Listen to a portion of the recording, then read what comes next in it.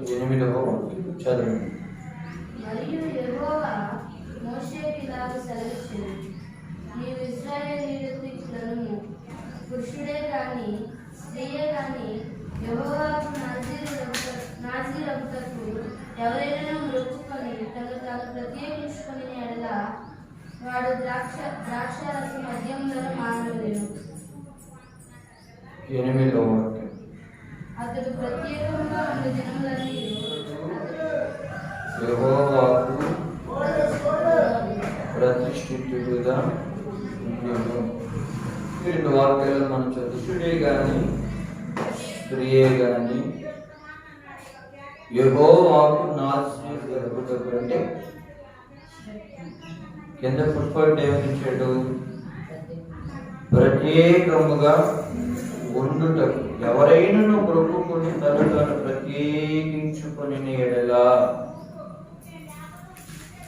వాడు ద్రాక్షరస మద్యములను మానవలను. హల్లెలూయా. స్త్రీ గాని పురుషుడే గాని నేను యెహోవా కొరకు ప్రత్యేకమైన వ్యక్తిగా జీవించాలి. ఇప్పటి వరకు లోక సంబంధంగానే బ్రతికాను, ఆయా పరిస్థితులకు వెళుతూ వచ్చాను. కానీ నన్ను నేను యెహోవాకు ప్రతిష్ఠించుకుంటున్నాను. నా జీవితాన్ని లోక సంబంధమైన వాటి నుంచి ప్రత్యేకపరుచుకుంటున్నాను. దేవుని కొరకు జీవించడానికి, దేవుని కొరకు బ్రతకడానికి అని స్త్రీయే గాని పురుషుడే గాని తను ప్రత్యేకపరుచుకుని ఎడలా, తను ప్రతిష్ఠించుకుని ఎడలా ఆ ప్రత్యేకమైన ప్రతిష్ఠించుకున్న దినాలన్నీ కూడా అతడు యెహోవాకు ప్రతిష్ఠితుడుగా ఉంటాడు. దేవుడు నియమించిన ఒక నియమము, అది పాత నిబంధన. నేను కొన్ని రోజులు దేవుని గురించి బ్రతకాలి, దేవునిలో ఉండాలి, లోక సంబంధమైన వాటిన్నింటికి వేరవ్వాలి అని సమర్పించుకున్నాను. ఏ ఒక్క వ్యక్తి అయినా ఆ వ్యక్తి ఎన్ని రోజులైతే సమర్పించుకుంటాడో అన్ని రోజులు తల మీదకి క్షౌరం, తల మీదకి కత్తెర రాకూడదు, క్షౌరం చేయించుకోకూడదు, ద్రాక్షారస మద్యములను రాకూడదు. షడన్గా ఎవరైనా చనిపోయినప్పటికీ కూడా ఆ చనిపోయిన వ్యక్తిని అలా ముట్టుకోకూడదు, తను అపవిత్రపరచుకోకూడదు అని దేవుడు నియమించిన ఒక నియమము, ఒక నిబంధన. హల్లెలూయా. పాత నిబంధన. ఎవరైనా యెహోవాకు మొక్కుకొని తను తాను ప్రత్యేకించుకొని ఎడలా,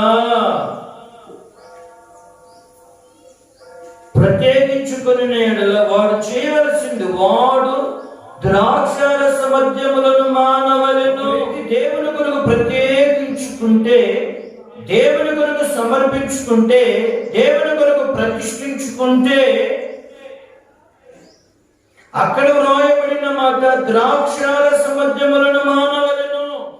ఏమేమైతే లోక సంబంధమైనవి మానుకోవలసినవి ఉన్నాయో వాటన్నిటిని కూడా మానుకోవలను. హల్లెలూయా. కొన్ని రోజులు అలా చేయొచ్చు అని పాత నిబంధన.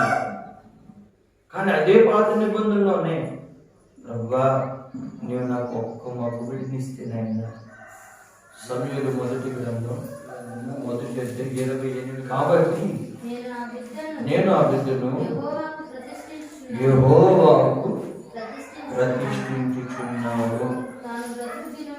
తాను బ్రతుకు దినములన్నిటను వాడు యెహోవాకు ప్రతిష్ఠితుడని చెప్పాను. ఆమేన్. లేక ఒక కుమారుడు పుడితే పిల్లలేని పరిస్థితులు ఎంతో కన్నీరు కార్చి ఎంతో కృంగిపోయి ఎంతో వేదన పడిన ఆమె, ప్రభు నీవు నాకు ఒక్క మొక్క బిడ్డనిస్తే మరల ఆయన నీకే అప్పగిస్తానని మొక్కుకునేటువంటి ఆమె జీవితంలో దేవుడు కార్యం చేస్తే, ఒక్కగానొక్క మగబిడ్డను తీసుకుని వచ్చి దేవుడి మందిరం తీసుకుని వచ్చి దైవజనుడి దగ్గర తీసుకుని వచ్చి ఆమె చెప్తున్న మాట, ఎన్ని దినాలు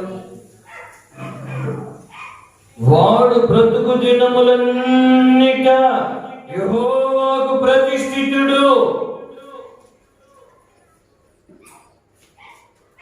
అమ్మ ఎన్ని రోజులు? 40 days,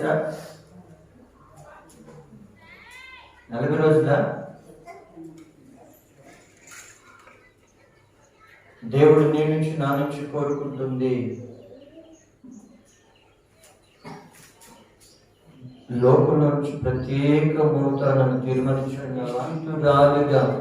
ప్రతిష్ఠితుడిగా బ్రతకాలి తీర్మానించుకున్నావా? ఆ తీర్మానించుకున్న నీ నా జీవితంలో, మన జీవితాలలో ఎప్పటి వరకు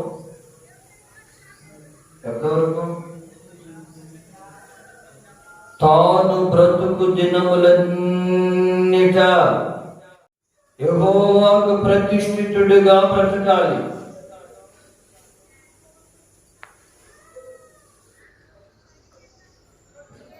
పాత నిబంధనలో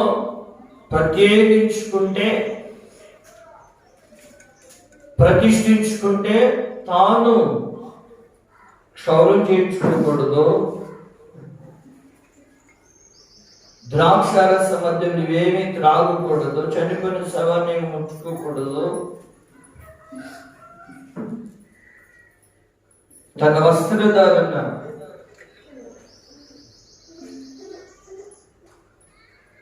అన్ని విషయాల్లో కూడా ఒక ప్రత్యేకంగా తాను బ్రతకాలి. అపవిత్రమైన దేనిని తాను చేయకూడదు, తాను ముట్టకూడదు. కానీ ప్రతి నిబంధనకు వచ్చేసరికి యెహోవాకు ప్రతిష్ఠించుకున్న వ్యక్తి క్షౌరాలతో పని లేదు.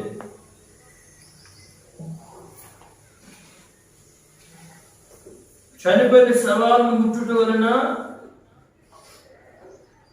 వాటి వలన అపవిత్రత ఏమి దానికి రాదు. దేవుని నామానికి మహిమ కలుగును గాక. ప్రభు పేరుతో మనం చేస్తున్నాను. లోక సంబంధమైన వాటన్నిటికీ వేరే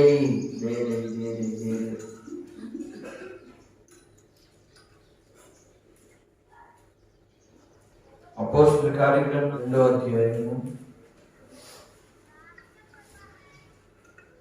40వ వచనం.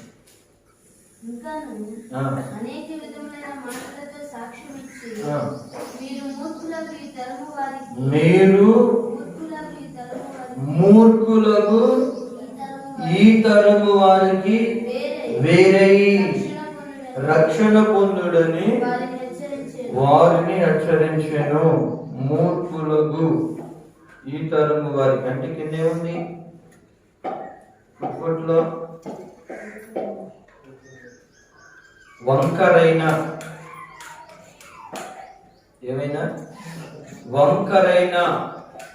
వారి మార్గాలు సరిగా ఉండవు, వారి ప్రవర్తన సరిగా పరలోకానికి చేర్చి తిన్నని జీవం కలిగిన మార్గం ఇంకా వారు లేరు. వంకరైన మూర్ఖులకు ఈ తరము వారికి వేరై లోక సంబంధమైన వాటికి వేరై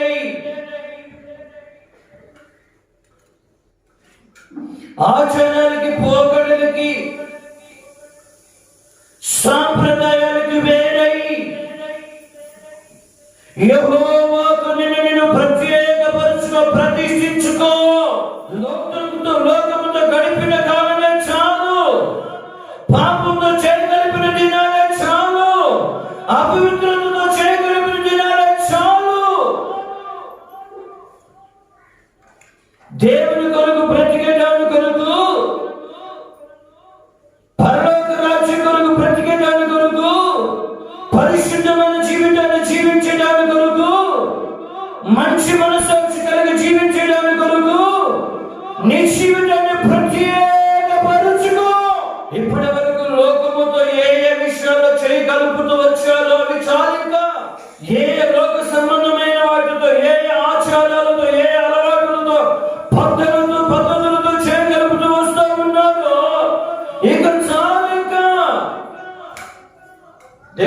జీవితంలోనే మాట్లాడుతున్న మాట. కనీసం ఈ రోజైనా ప్రత్యేకపరుచుకుంటావా? ఈ రోజైనా నిన్ను నువ్వు దేవునికి సమర్పించుకుంటావా? ఈ రోజు నుంచి ఒక ప్రత్యేకమైన అనుభవానికి వస్తావా? ఈ రోజు నీ హృదయంలో దేవునికి చోటిచ్చి నీ ఆత్మీయ శరీరమును జీవమును నిండా మార్చుకుంటావా? నువ్వు ఎవరైనా కావచ్చు, దేవుడు నిన్ను ప్రతిష్ఠితురాలుగా చూడాలనుకుంటున్నాడు, ప్రతిష్ఠితుడిగా చూడాలనుకుంటున్నాడు. అక్కడేమన్నాడు? స్త్రీయే గాని పురుషుడే గాని.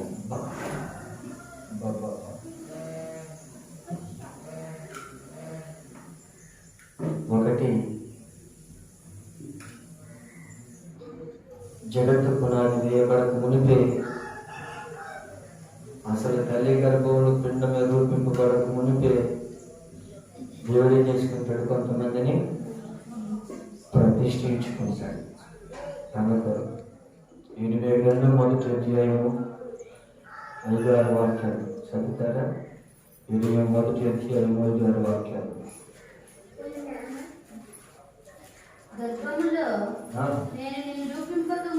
గర్భములో నేను నిన్ను రూపింపక మునుపే నీవు గర్భము నుండి బయలుపడక మునిపే నేను నిన్ను ప్రతిష్ఠించి తిని. హల్లెలూయా. ఎక్కడ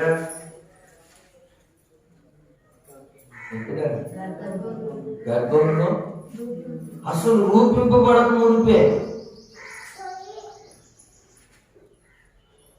ఇది నీకు అర్థమైందా?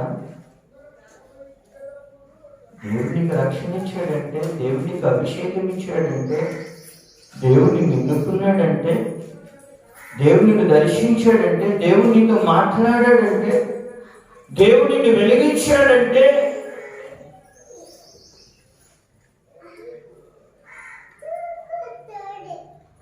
నీవు తల్లి గర్భములో రూపింపబడక మునిపే నిన్ను ఎరిగినటువంటి దేవుడు, నువ్వు తల్లి గర్భములో రూపింపక మునిపే, ఆయన నిన్ను రూపింపక మునిపే, ఆయన నిన్ను నిర్మించక మునిపే ఆయన నిన్ను ప్రతిష్ఠించాడు. తన కొరకు బ్రతుకుతావని, తనలో ఉంటావని, తన కొరకు ప్రయాసపడతావని, ఒక ప్రత్యేకమైన అనుభవంలో పెరుగుతావని. దేవునికి స్తోత్రం. హల్లెలూయా, హల్లెలూయా. దేవుడు నిన్ను పిలిచాడా? దేవుడు నిన్ను ఎన్నుకున్నాడా? దేవుడు ఏర్పరుచుకున్నాడా? దేవుడు అభిషేకించాడా? దేవుడు దర్శించాడా? మాట్లాడాడా? నిన్ను వెలిగించాడా? రక్షణ అలంకరించాడా? తల్లి గర్భములో రూపింపక మునిపే నిన్ను దేవుడు తన కొరకు నిన్ను ప్రతిష్ఠించుకున్నాడు. తన కొరకు ప్రతిష్ఠించుకున్నాడు. హల్లెలూయా. ప్రత్యేకమైన వ్యక్తిగా ముందుకు రా. నీ అణువును, నీ పరమాణువు, నీ ప్రతి అణువును, నీ ప్రతి పరమాణువు చెప్పాలి. ఎట్లా? మీరు క్రీస్తు యేసులో లేపబడిన వారైతే, మీరు క్రీస్తు యేసులో కూడా లేపబడిన వారైతే, కొలస్సీయులకు రాసిన పత్రిక 3:3 మీరు క్రీస్తుతో కూడా లేపబడిన వారైతే పైనున్న వాటినే వెలుగుడి, పైనున్న వాటి మీదనే గాని భూ సంబంధమైన వాటి మీద మనసు పెట్టుకొనకుడి. యాలైనగా మీరు మృతి పొందితిరి. యాలైనగా మీరేమయ్యారు? మీరు అమ్మ ఏమయ్యా? మృతి పొందితిరి. మీరు మృతి పొందితిరి అంటే ఏమైపోయావు చెప్పండి? పాప విషయమై మృతులుగాను. హల్లెలూయా. సమర్పించుకున్న వ్యక్తివైతే, ప్రతిష్ఠించుకున్న వ్యక్తివైతే, ప్రత్యేకపరుచుకున్న వ్యక్తివైతే, మీరు లేపబడిన వారైతే, క్రీస్తు క్రీస్తుతో కూడా లేపబడిన వారైతే పైన వాటిని వెదకండి, భూ సంబంధమైన వాటి మీద మనస్సు పెట్టుకొనబడి గుర్తిరిగి గమనించుకుని ఒక ప్రతిష్ఠితులకు వస్తారా? ప్రతిష్ఠిత అంటే ఏంటి? నేను 40 days ఉపవాస ప్రార్థన చేశాను. ఇప్పుడు సరైన రక్షణ లేనప్పుడు 40 రోజులు ఉపవాసం ఉండి ప్రార్థన చేశాను.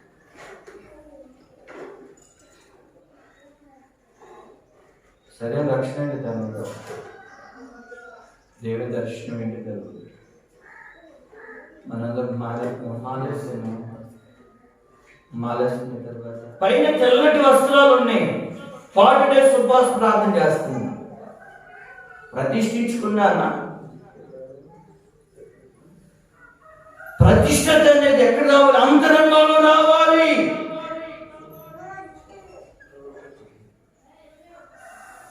నీ ఆత్మలో రావాలి, నీ అంతరంగ స్వభావంలో రావాలి.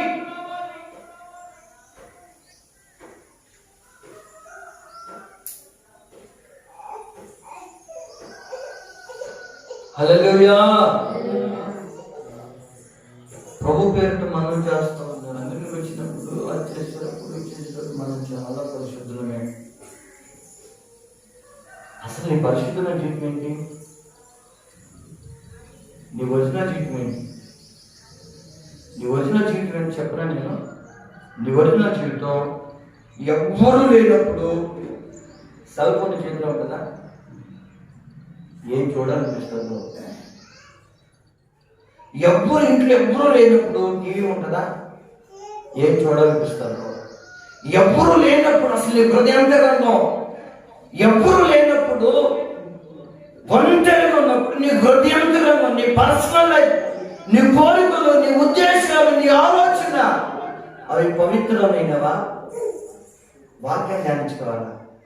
ప్రార్థన చేసుకోవాలా? ప్రభుని గమనించాలా? కాస్త ప్రభుత్వం గడపాలా? ఎవరికి ప్రశాంతమైన వాతావరణం దొరికింది, ప్రభుత్వం గడపాలా? ఇవా లేక ఏదైనా కాస్త ఎవరు లేదుగా? అమ్మలు ఎవరు లేదు, నాన్నలు ఎవరు లేదు.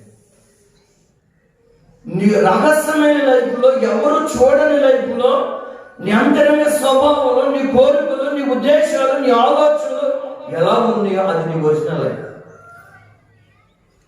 అది నీ యథార్థమైన లైఫ్.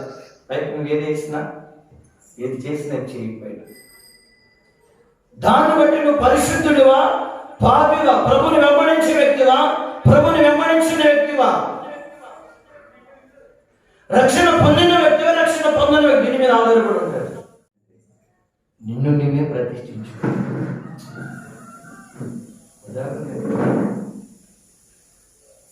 ఏలియా వెళ్తున్నాడు, సమయం లేదు ఇంకా. ఎలీషా నిలబడుతున్నాడు, ఎదుగుదలుకుంటున్నాడు.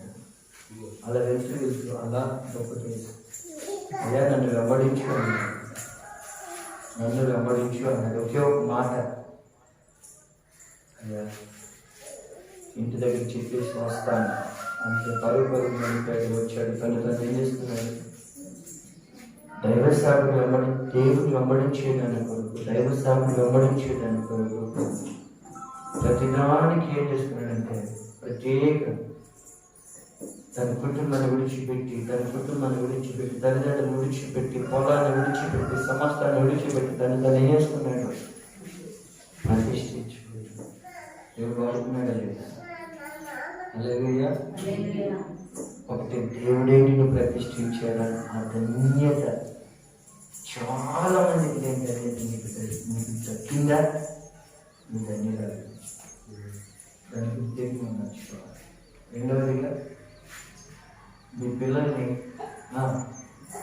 సాఫ్ట్వేర్ చేయాలా, ఇంజనీర్ చేయాలా, డాక్టర్ని చేయాలా, ఆ ఉద్యోగం సంపాదించాలా, ఈ ఉద్యోగం సంపాదించాలా? నథింగ్. మొట్టమొదటిగా మీ పిల్లల్ని వాళ్ళు ఏ వయసులో ఉన్నా, ఏ స్థితిలో ఉన్నా దేవునికి ప్రతిష్ఠించండి. నేను మళ్ళా జ్ఞాపకం చేస్తున్నాను, భూలోకంలో ఏదైనా శ్రేష్టమైన పని ఏంటంటే శ్రేష్టమైన పని,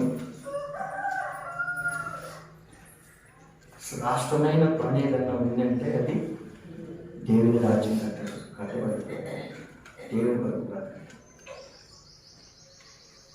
కొన్ని ఆత్మల ప్రయోజనకరంగా మనం నిలబడి హల్లెలూయా. ఒకటి దేవుడిని ప్రతిష్ఠించాడా, తల్లి గర్భంలో ఉన్నదాన్ని గమనించు.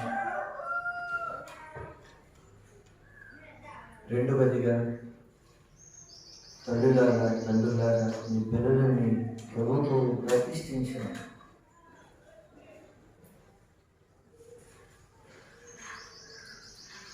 మూడవదిగా ఒకవేళ ఇప్పటి వరకు నిన్ను నువ్వు ప్రతిష్ఠించుకోకపోతే, నిన్ను నువ్వు సమర్పణ కలిగిన జీవితంలోకి నువ్వు రాకపోతే, ఇంకా ఎవరు రాసిన పత్రిక 12వ అధ్యాయం ఎవరైనా అక్కడ రోమ 12:1-2 వాక్యం.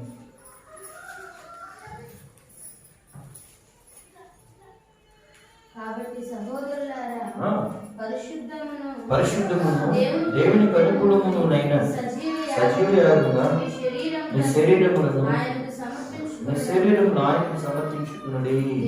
చాలు చాలు చాలు. ఏ సమర్పించుకోవాలి? సజీవ యాగముగా మీ శరీరాన్ని దేవునికి ఏ సమర్పించాలి? అమ్మ, ఏం సమర్పించాలి?